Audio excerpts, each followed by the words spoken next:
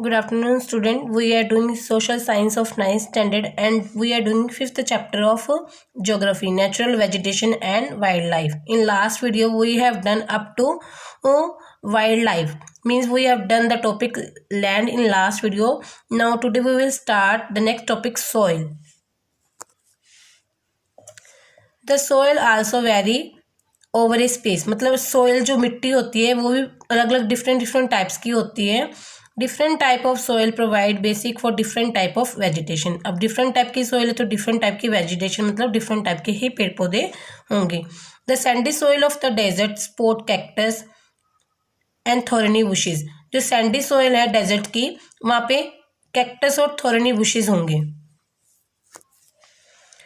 Like this picture कि यहाँ पे डेजर्ट्स एरिया है तो यहाँ पे सैंडी सोइल है, तो यहाँ पे कैक्टस और थोरनी बुशेज होंगे. जो कांटेदार झाड़ियाँ होती है वो यहाँ पे पेड़ पौधे होते हैं.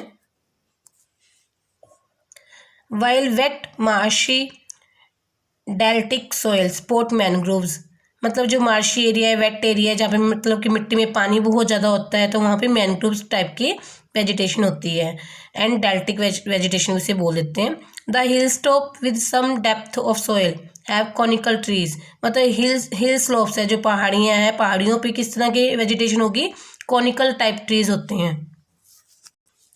सी दिस, यहाँ जो रिवर्स के आसपास जो एरिया होता है वो डेल्टिक एरियाज मीन्स वहाँ पर जो सोइल होती है वहाँ पे वेट होती है, मतलब बहुत गीली होती है, वहाँ पे मैनग्रोव टाइप के ट्रीज होती हैं. And in this picture see this is a mountain area, hill slopes है, यहाँ पे हिल्स की स्लोप्स बनी हुई है, तो यहाँ पे कॉनिकल टाइप के ट्रीज होंगे.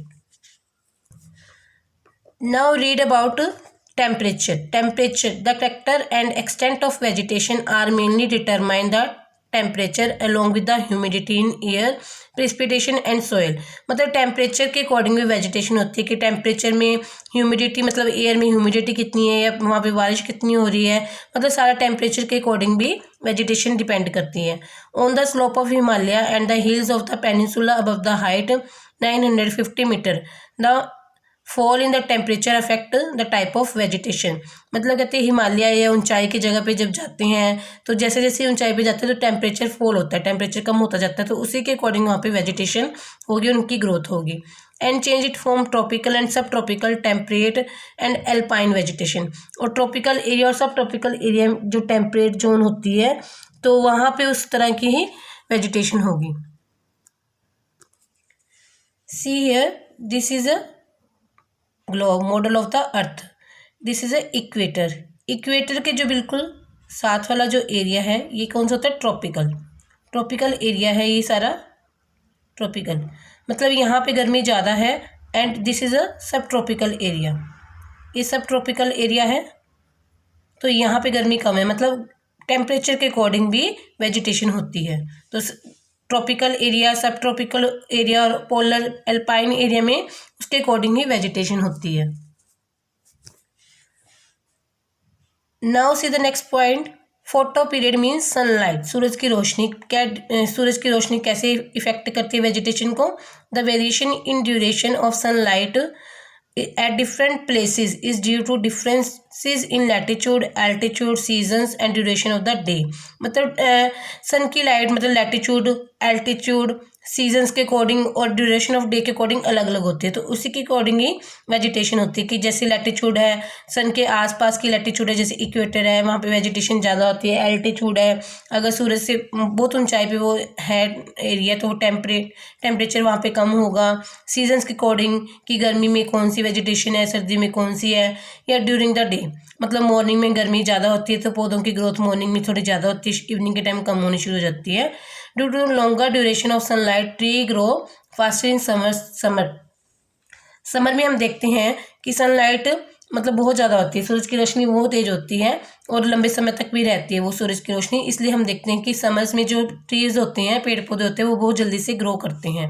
नाउ नेक्स्ट पॉइंट है प्रेसिपिटेशन. प्रेसिपिटेशन मीन्स बारिश, जिसमें कि हम रेन हेल एंड स्नो, ये all are the part of precipitation. In India, almost the entire rainfall is brought in by the advancing southwest monsoon, June to September, and retreating north east monsoon. हमने कल last chapter में किया था कि onset of monsoon and retreat of monsoon, कि जो जून से सितंबर में ऑनसेट मानसून होता है, एडवांस मानसून भी बोलते हैं उसको, कि जो साउथ ईस्ट वेस्ट से आता है तो उसमें रेन ज़्यादा होती है। रिट्रीट जब नॉर्थ ईस्ट की तरफ जाता है तब भी रेन होती है। तो इस टाइम में भी वेजिटेशन की ग्रोथ अच्छी होती है। Areas of heavy rainfall have more dense vegetation as compare to other areas of less rainfall.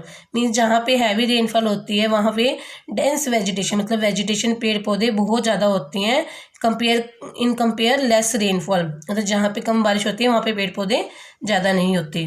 Okay students, it's enough for today, have a nice day.